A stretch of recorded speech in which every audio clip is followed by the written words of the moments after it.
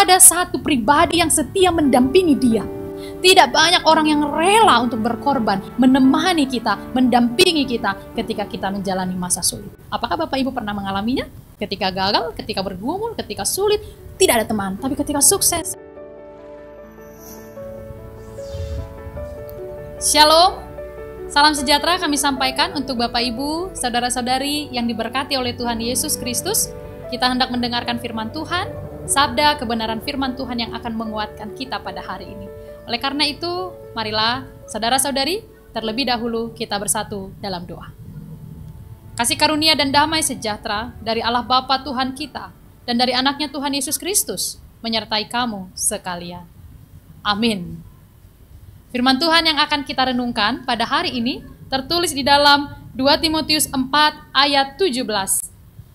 Tetapi Tuhan telah mendampingi aku dan menguatkan aku, supaya dengan perantaraanku Injil diberitakan dengan sepenuhnya, dan semua orang bukan Yahudi mendengarkannya.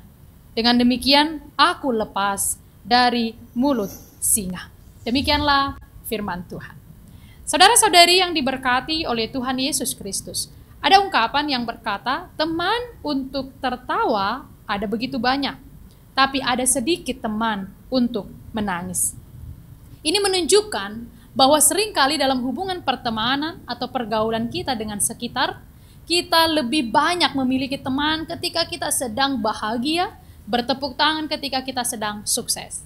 Tetapi ketika berduka, ketika sulit, ketika butuh pertolongan, serasa kita tidak punya teman, serasa tidak punya orang-orang di sekitar kita yang mau mendampingi kita.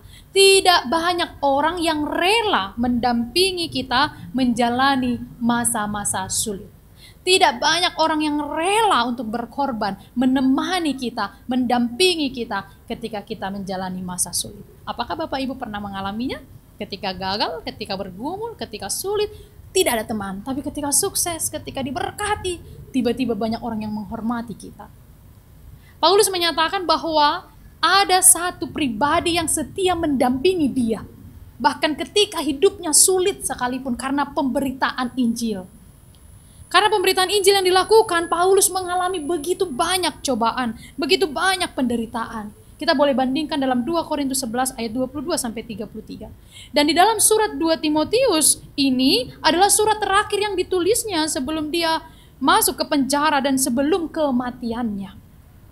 Oleh karena itu, yang menemani dia pada waktu itu adalah Lukas, kita baca di ayat 11. Lalu ia meminta agar Timotius juga segera datang. Itu sebabnya di dalam kondisi seperti itu, di dalam kondisi yang sulit itu, Paulus tidak mengasihani dirinya. Paulus tidak menyesalkan kenapa dia memberitakan Injil sehingga dia menderita. Tetapi justru Paulus menyatakan suatu pernyataan yang luar biasa. Aku tahu Tuhan mendampingi aku dan menguatkan aku.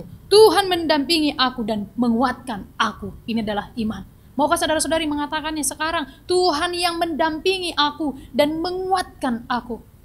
Ketika sakit penyakit datang, Amang Inang sudah lelah berobat ke sana dan ke sini, katakanlah kepada Tuhan dan kepada diri kita juga, Engkaulah yang mendampingi aku, Engkaulah yang menguatkan aku. Inilah pernyataan Paulus yang menjadi khotbah renungan untuk kita pada hari ini.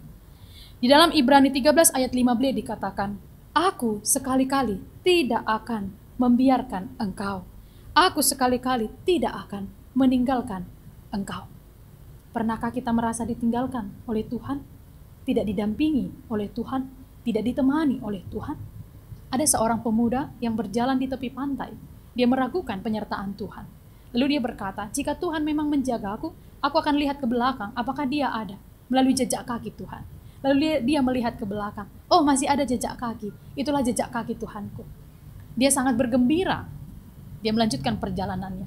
Ketika jalan mulai becek, ketika jalan mulai sulit berlumpur, dia kembali menoleh ke belakang. Masihkah ada Tuhan menjagaku?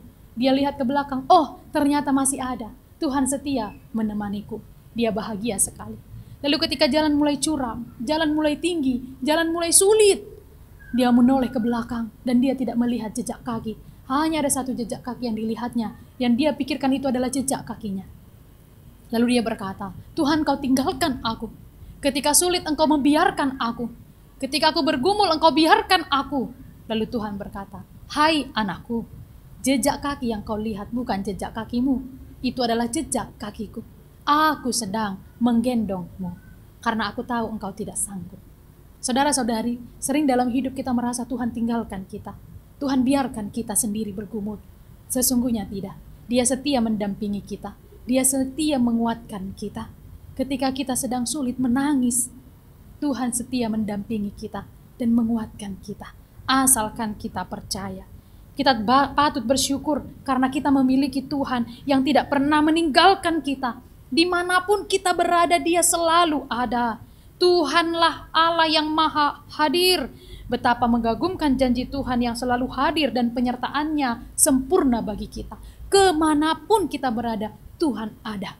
Dia setia kepada kita. Sampai nanti kesudahan zaman, janji Tuhan tidak akan pernah berubah bahwa Dia akan menyertai kita. Dia akan menyertai umatnya. Kita tidak perlu takut. Kita tidak perlu cemas menghadapi hidup ini. Ketika kita mulai takut dan bergumul, katakanlah, "Tuhan, Engkau bersama dengan aku. Engkau menjagaku. Engkau menyelamatkan aku." Orang percaya tidak akan pernah ditinggalkan Tuhan. Orang percaya tidak akan pernah ditinggalkan oleh Tuhan. Karena itu, tetaplah kuat di segala situasi. Tetaplah kuat di segala situasi. Tuhan senantiasa menjaga. Tuhan senantiasa mendampingi. Tuhan senantiasa menguatkan. Kiranya Tuhan Yesus memberkati kita, menyadari penyertaan Tuhan, memberi kita kekuatan dalam menghadapi segala situasi, bahkan saat menghadapi maut sekalipun. Tuhan Yesus memberkati kita. Amin. Terima kasih Tuhan, firman-Mu yang telah mengingatkan kami bahwa penyertaan-Mu sungguh sempurna bagi kami. Ajari kami untuk setia dan percaya kepadamu. Ajari kami untuk yakin bahwa Engkau tidak pernah meninggalkan kami. Tuhan yang maha baik, berkatilah kami pada hari ini. Segala aktivitas yang kami lakukan, kami berserah kepada Tuhan. Ajarlah kami untuk selalu bersyukur atas segala penyertaan-Mu yang sempurna dalam hidup kami.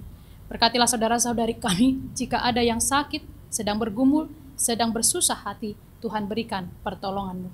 Terima kasih Tuhan, terpujilah nama-Mu, dalam Kristus Yesus kami berdoa dan mengucap syukur.